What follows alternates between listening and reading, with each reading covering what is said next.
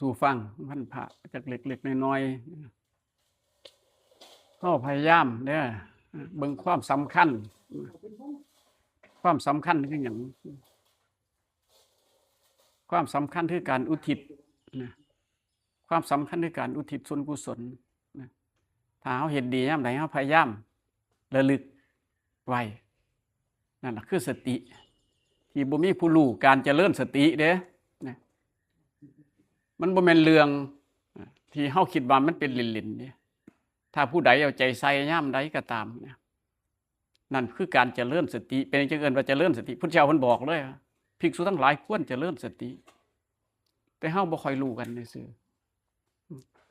เป็นหยังจังเอิ้นว่าเจริญสติเจริญคือทำให้ดีขึ้นนี่แหละคำว่าเจริญคือมันก้าวหน้าเวลาเฮาหยิบของให้คนก็ตามเวลาเฮาซอยเหลือคนก็ตามควรระลึกเป็นจังว่าควรระลึกเพราะนั่นคือการทำดีเด้การซอยเหลือคนอื่นเด้นั่นเพิ่นว่าควรระลึกถึงการฝึกระลึกถึงความดีบ่อยๆมันดีกว่าเฮาสิไปอาศัยแต่พอเครียดพอเกิดความโกรธก็ไปเอาใจใส่เห็นบ่เฮาเอาใจใส่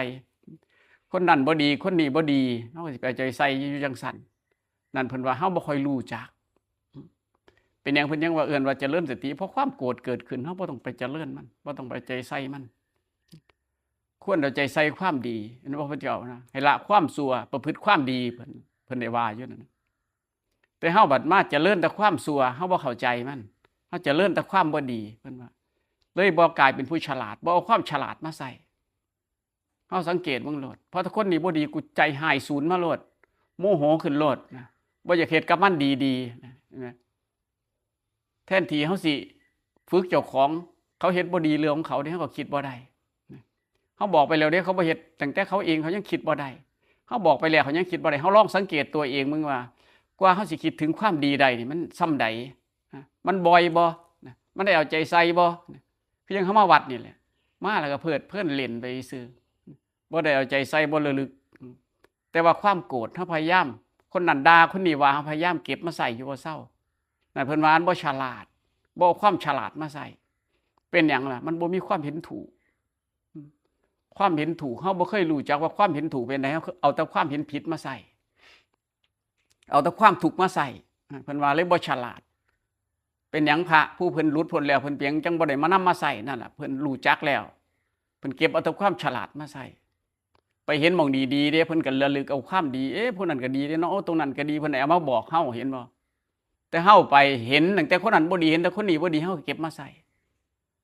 แต่มันเป็นประโยชน์กับเฮาถ้าเฮาเข้าใจตรงนั้นไปมองหันบ่ดีเฮาบ่ควรเฮ็ดเพียงแต่เอามาเบิ่งเป็นตัวอย่างซื่อแต่บ่นำมาใส่ต่อไปเฮาลองถามตัวเองมึงว่าเฮาอยากเอานำความฉลาดนี่มาใส่บ่ถ้าเอาความฉลาดมาใส่ได้เอิ้นว่าเห็นประโยชน์ในคำสอนได้ถ้าผู้ใดเห็นได้ผู้นั้นสิพ้นทุกข์ได้บ่เฮาบ่ค่อยได้นำมาใส่เห็นว่าคนนั้นบ่ดีคนนี้บ่ถูก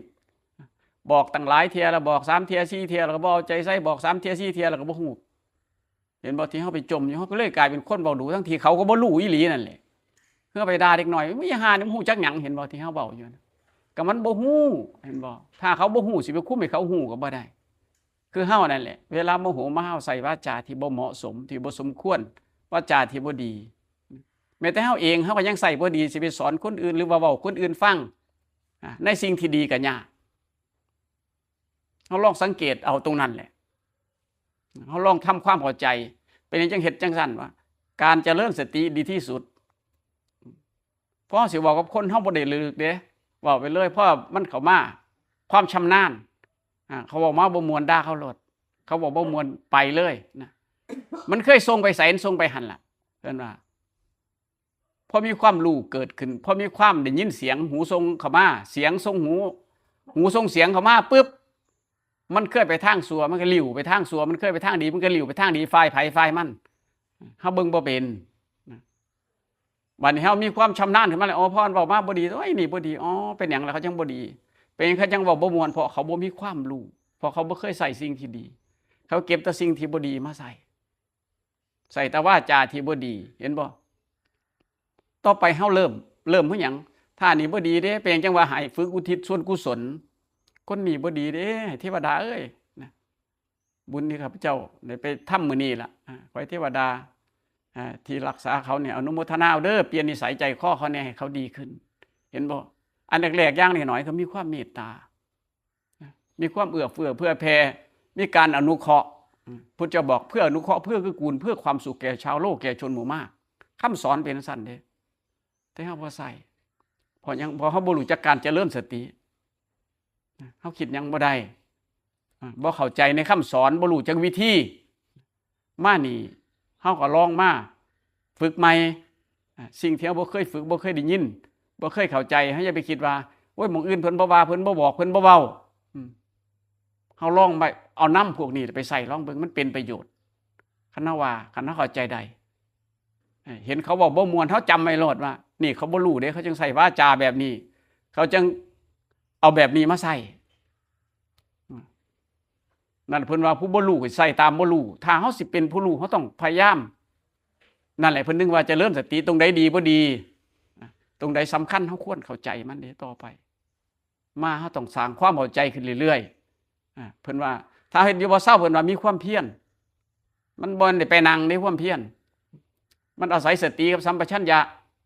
สิเกิดปัญญาโลดเด้สติความลึกได้สัมปชัญญะความรู้ตัวถ้าฝึกอยู่ซี่เรื่อยๆปัญญามันจะเกิดพิจารณาไขควรไตร่ตรองอ๋อคนนี้เป็นแบบนี้นะเพิ่นเว้าสู่ฟังคนสัวใส่วาจาสัว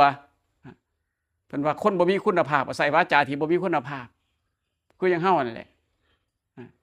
ไปด่าเขาเพื่ออยากเขาได้ดีมันเป็นไปได้บ่ถ้าสมมุติเขาด่าเฮาแล้วเฮาสิอยากเป็นคนดีบ่มึงสิแตกนะเขานี่จังซี่มันสิเป็นตาบ่เฮาอยากกินข้าวแซ่บบ่ซั่นนึกคิดว่าจังไดหาไว้สิแดกโลดสิเฮาสิกล้ากินอยู่บ่มันบ่สมควรเข้าใจบ่เฮาลองนำพวกนี้แล้วไปคิดลองเบิ่งเสียเขาใส่เสียเขาเฮาควรใส่วาจาที่ดีตามที่เฮาคิดเขาก็อยากคือกับเฮานั่นแหละคันเขาเว้าดีเฮากินข้าวแซ่บคันเว้าบ่ดีแม้แต่ข้าวก็บ่อยากแม้แต่น้ำก็บ่อยากกูบ่อยากสิแตกนำมึงดอกก็ว่าไปเห็นบ่นั่นแหละสิ่งที่เฮาใส่วาจาบ่เหมาะสม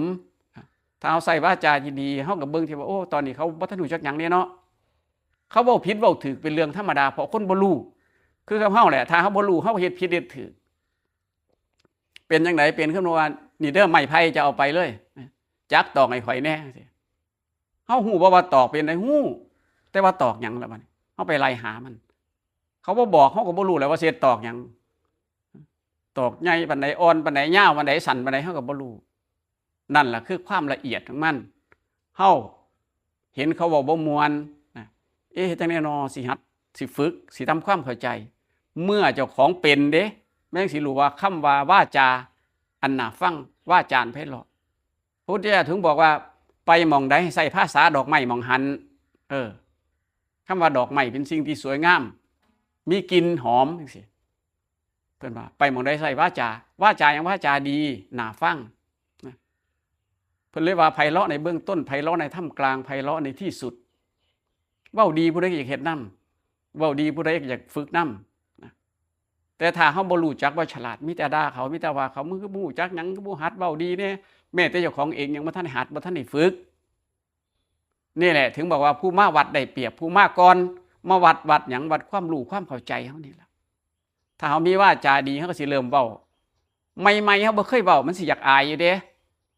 อยากอายเจ้าของบ่เคยเว้าไปโอ้ยจักแม่น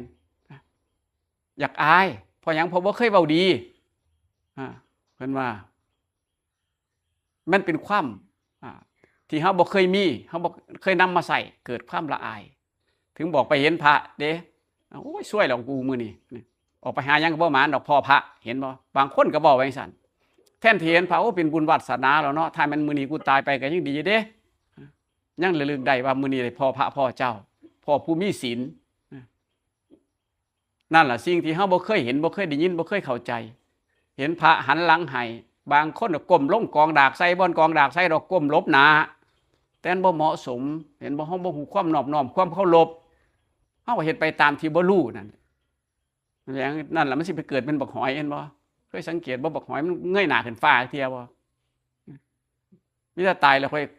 หงายหน้าขึ้นฟ้าได้ความที่เฮาบ่ฉลาดบ่มีความรู้บ่มีความเข้าใจในคำสอนเฮาบ่เคยเอาไปใส่บ่เคยได้ยินเพิ่นบอกเคยได้ยินแต่ภาษาบาลีเคยได้ยินแต่ภาษาที่เพิ่นเว้ามาเฮาก็บ่เข้าใจ พระเจ้าบอกไปภาษาไปประเทศใดก็ตามให้เว้าภาษานั้นให้ได้หรือหาคนที่เข้าใจภาษาแบบเฮาแล้วนำไปสอนไปบอกไปเว้าเพิ่นบอกเล่ากล่าวแสดงอธิบายขยายที่พระเจ้าเพิ่นบัญญัติมาแล้วสู่กันฟังนั่นน่ะสิ่งที่มันดีถึงบอกว่าการเจริญสติคือหยังคือเฮานี่พอแต่ทำความดีไปนี่ถึงบอกว่าโอ้ยมื้อนี้คือพ่อไว้คือพ่อเทวดาไว้คือพ่อญาติพี่น้องของเจ้าข้าพเจ้าไว้มื้อคืนข้าพเจ้าฝันบ่ดีไว้จังซี่เฮาอุทิศบุญสมมุติฝันเห็นคนตายเขาก็อยากได้บุญนำเฮานั่นแหละเขามาให้เห็นกลางเว้นบ่ได้เขามาได้แค่ซ้ำนั้นเฮาควรระลึกถึงว่าโอ้มื้อนี้เด้ข่อยคิดฮอดเจ้าอยู่เด้ข่อยคิดพ่อผู้ที่เห็นผู้นี้ละขอมาเฮ็ดบุญมื้อนี้ข่อยทำความดีมื้อนี้ล่ะเพิ่นว่าขอให้ท่านทั้งหลายอนุโมทนาเด้อดีใจน้ำข่อยเด้อนั่นล่ะการคิดคำว่าอุทิศแปลว่าคิดฮอดบ้านเฮาคิดฮอดคนไทยที่คิดถึงจังซี่ก็ได้คิดถึงคิดฮอดอันเดียวกันภาษาคนละภาษาซื่ออย่างเดียวกันคิดฮอดคิดถึงระลึกถึงเห็นบ่เพิ่นนึกว่าไอ้ทั้งโนญาตินั่งโหตุขอญาติข้าพเจ้าทั้งหลายเด้อเห็นไหมเวลาในครั้งพุทธกาลเพิ่นว่าพ่อพุทธเจ้าเพิ่นให้เศรษฐีให้พระเจ้าพิมพิสารให้พระเจ้าพิมพิสารพ่อแต่ถวายอาหารมาถวายเอาน้ำล้างมือนี่น้ำล้างมือมันสิเทไหลอยู่เรื่อยๆคือเฮาบ้านเฮาเอิ้นว่าเทน้ำหยาดน้ำพระเจ้าเพิ่นสิฉันอาหารก็ล้างมือ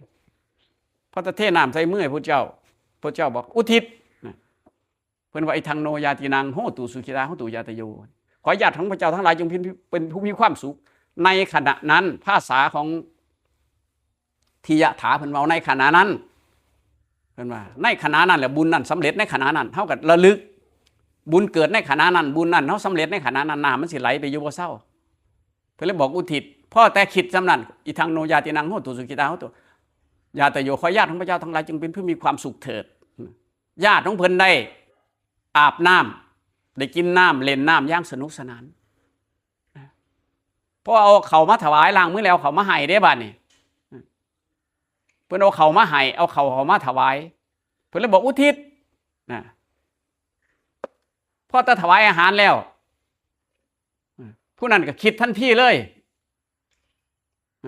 เพิ่นไว้ทางโนญาตินังโหตุสุขิตาโหตุญาตโยสมมุติเนาะเพิ่นว่าสิเนาะเพิ่นบอกว่าขอญาติข้าพเจ้าทั้งหลายจงเป็นผู้ร่างกายของเปรตญาติผู้ที่ค่อยเท้าบุญนั่นเปลี่ยนไปเลยเป็นผู้มีร่างกายสมบูรณ์คือสวยบ่มึนนั่นละเพิ่นว่าเป็นร่างกายอันสมบูรณ์ขึ้นมาเพียงแต่บ่มีเสื้อผ้าใส่นั่นล่ะเพิ่นถึงได้ว่าเอาผ้าไปถวายพระบัดนี้เพิ่นก็ได้มีเสื้อผ้าใส่แต่ว่าบุญนี่ถ้าเฮาเข้าใจได้สามารถให้เขาเปลี่ยนแปลงตามสภาพได้นั่นล่ะการที่เฮาบ่เข้าใจบ่ค่อยรู้ความในการอุทิศส่วนกุศลบ่รู้ว่ามันเจริญสติเฮาก็เลยเฮ็ดเล่นๆหัวเฮาหยิบน้ำให้เด็กน้อยกินนี่ก็ได้เฮาเอาข้าวให้ไก่ก็ได้เอาข้าวให้หมาก็คิดได้นั่นแหละเพิ่นนึกว่าอุทิศส่วนกุศลฝ่ายดีคำว่ากุศลนี่คือฝ่ายดีอุทิศคือคิดฮอดคิดถึงระลึกถึงฝ่ายดีของตนที่ตนได้ทำเฮาสิระลึกถึงไผล่ะเทวดาบ่อยู่ในบ้านเรือนบ่เทวดาอยู่ไร่นาบ่เทวดาอยู่สวนบ่พูดผีอยู่บ้านบ่เป็นหยังจังให้พูดผีอยู่บ้านเพราะวันก็เป็นญาติของเฮาถึงได้ไปอยู่ไปหากันเคยเป็นญาติกันเพิ่นถึงว่าควรระลึกถึงให้เขาดีใจนำแม่แต่เอาข้าวให้หมาเป็นการทำบุญเล็กๆน้อยๆก็ควรระลึกถึงความดีที่ตรงนั้นนั่นแหละสติคือความระลึกได้ควรเฮ็ดจังซั่นเพิ่นถึงว่าภิกษุทั้งหลายจงเจริญสติคือความระลึกได้ว่าตอนนี้เฮ็ดหยังตอนนี้มีความดีเรื่องนี้ให้เฮานำไปใส่บ่แม่นไปฟังแต่ยะถาบริวหากเทน้ำจอกๆเด้บ่แม่นในยะถามันบอกทานที่ท่านอุทิศให้แล้วแต่ในโลกนี้ย่อมสำเร็จประโยชน์แก่ผู้ที่ละโลกนี้ไปแล้วได้ฉันนั้นเพิ่นว่าขออิทธิพลที่ท่านปรารถนาแล้วตั้งใจแล้วเฮาอยากให้ไผปรารถนาแล้วตั้งใจแล้วอยากเฮ็ดให้ไผจงสำเร็จโดยฉับพลันเห็นว่าเพิ่นเว้าอยู่ขอความดำริทั้งปวงคือสิ่งที่เขาคิดทั้งหลายทั้งปวงจงเต็มที่ขอให้สำเร็จตามที่ท่านปรารถนาเด้เต็มที่นี่คือ ให้ไผแน่ได้หมดจังซี่ที่อยู่ในขณะนั้นเหมือนพระจันทร์ในวันเพ็ญคือมันเต็มเหมือนแก้วมณีอันสว่างไสวเห็นบ่มันผู้ที่เห็นเขารู้เลยว่ามันเป็นจังได๋เฮาควรยินดีพวกนั้นเขาสิควรยินดีนำเฮาแบบพอใจที่สิให้นั่นแหละคำว่าอุทิศบ่อนไปเทน้ำหยาดจอกๆเด้บ่อนไปเทน้ำจังซั่นเฮามาทำความเข้าใจใหม่ลองฝึกเบิ่งเฮาสิรู้ว่ามันเป็นประโยชน์ได้คำสอน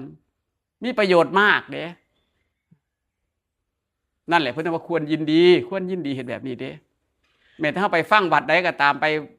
งานคนตายไปเผาศพเพิ่นก็เว้าเรื่องนี้เด้ตั้งแต่เศรษฐีลูกตายแล้วให้คนใส่เอาเขาไปกินอยู่หม่องตายเพิ่นบอกมีมื้อนึงที่ฝนตกน้ำแห้งไปบ่ได้ก็เลยเอาเขาไปถวายพระ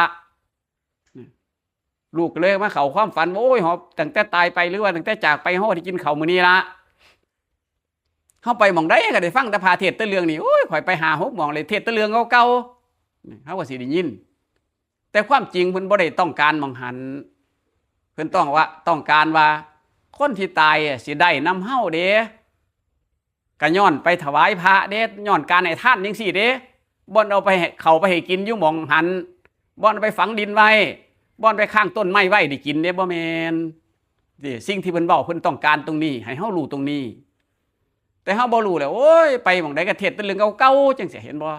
ความเข้าใจเพราะคนละความหมายที่เพิ่นเว้ามาเพิ่นอยากให้เข้าใจไปแบบนั้นถ้ามีคนตายเฮาก็เอาไปถวายพระเด้ประเพณีเฮาไปทานให้พระแล้วก็อุทิศส่วนกุศลนั่นล่ะคำว่าอุทิศแต่เฮาบ่รู้เรื่องในเรื่องยะถาสัพพีเฮาบ่รู้เรื่องหยังเลยเห็นบ่ที่บอกว่าเฮาบ่รู้หยังบ่รู้ความหมายบ่เข้าใจภาษาอธิบายสู่กันฟังบ่ได้มันก็เลยโมฆะคือบ่มีประโยชน์บ่ได้ประโยชน์จากส่วนที่เฮ็ดอยู่นั้นนั่นแหละสิ่งที่เฮาต้องสร้างความเข้าใจใหม่ถึงเพิ่นบ่ให้พรบ่ได้เกี่ยวเด้ท่านลงไปตอนนี้สำเร็จตอนนี้ระลึกตอนนั้นนั่นล่ะเพราะว่าอุทิศส่วนกุศลฝ่ายดีอุทิศคือคิดฮอดคิดถึงในขณะที่ตนทำดีบ่ว่าตาบ้านบ่ว่าตาหน้าเป็นญาติเฮาทั้งนั้นที่เขาได้อยู่หั่นเฮาควรฝึกใหม่สร้างความเข้าใจใหม่แล้วอย่าไปเอาใจใส่แต่ความโกรธความบ่พอใจอย่าไปเก็บมาใส่มันเกิดความโกรธขึ้นเฮาก็เสียว่าเป็นเจ้าของเป็นบ้าบ่ตั้งแต่บ่เครียดเป็นเจ้าของอยู่บ่เฮาบ่สังเกตเอาเองแต่กี้กูก็ดีๆอยู่ได้ล่ะเพราะความโกรธเกิดขึ้นเพิ่งเกิดขึ้นได้ยินนี่เด้คันแม่นเขาด่าคันไม่เห็นเขากองดากใส่สิเลี้ยวไปเห็นสิเขาบ่ปากกะสร้างเห็นเขาเฮ็ดปากมับใส่กะซ้ำเห็นบ่มันเฮาก็เกิดขึ้นมาเฮาก็ไปเก็บว่าเป็นกูอีกแล้วเด้นี่เห็นบ่แต่มาถึงนี่บอกว่าหอบขี้หมูล่าขี้ม้าแห้งมาเป็นเจ้าของไว้หมดนั่นล่ะความเข้าใจผิดเพิ่นว่ามิจฉาทิฏฐิคือความเห็นผิดเข้าใจผิดบ่ฟังคำสอนแล้วบ่เข้าใจบ่ฟังคำสอนบ่เข้าใจในคำสอนบ่รู้ความหมายหยังเลยเฮาเลยเฮ็ดนำบ่ได้ต่อไปเฮาสิบ่ค่อยได้ฟังเป็นภาษาบาลีเป็นจำนวนมากเฮาสิบ่ได้ฟังเป็นจำนวนมากเฮาสิฟังน้อยๆบ้างแต่ว่าเฮาสร้างความเข้าใจให้มันมีการเปลี่ยนแปลงนั่นล่ะคำว่าเจริญคือการเปลี่ยนแปลงคืออายุเฮานั่นแหละจากฮอดมื้อนี้มื้ออื่นหลายกว่ามื้อวานนี่เด้มื้ออื่นต่อไปอีกก็หลายกว่ามื้อไปเรื่อยๆเห็นว่ามันหลายขึ้นคือมันเจริญอยู่บ่เซาขอให้เป็นผู้เจริญเด้ออายุยืนเด้อเนี่ยแต่ยืนไปแล้วบ่รู้ความหมายบ่เข้าใจภาษาอธิบายสู่ฟังบ่ได้ในคำสอนหมดประโยชน์เห็นบ่โมฆะพระเจ้าว่าโมฆะเกิดเป็นคนก็บ่มีประโยชน์ในคำสอนนั่นล่ะสิ่งที่พระพุทธเจ้าเพิ่นเว้าสู่เฮาฟังมาแต่ส่วนมากเป็นภาษาบ้านเพิ่นเฮาก็บ่เข้าใจได้ตีความหมายบ่แตกบ่รู้เรื่องคราวนี้เฮาลองมาเปลี่ยนใหม่เบิ่งการให้ทานควรระลึกถึงเป็นหยังตายไปแล้วอย่างสิหลายแม่นมันบ่เป็นประโยชน์ส่วนก็ตามแต่ว่าการให้ทานนั้นเป็นของเฮาเป็นบุญของเฮาถ้าแม่นผู้ตายไปบ่ได้เฮาถามเจ้าของมึงไปว่าตั้งแต่เกิดมานี่บุญเฮาหลายไปได้เฮ็ดได้ดีไปพ่อไปนะเห็นบ่ถ้าไปเกิดอีกเป็นแต่พ่อมีเงินมีทองบ่พ่อร่ำรวยย้อนบ่จังซี่นั่นล่ะคือสิ่งที่เฮาสิต้องสอบถามตัวเองเฮาสิอายุเฮาสิอยู่อายุอีกโดนปานใดมื้อใดยังควรตายมื้อใดยังควรเข้าวัดอายุส่ำใดจังสิพ่อเข้าวัด จังสิพ่อศึกษา อายุส่ำใดจังสมควรตายเฮาบอกได้จังแนวว่าบ่มีโอกาสแต่นั่นเฮายังว่าโอ้ยดีเด้อเด้นี่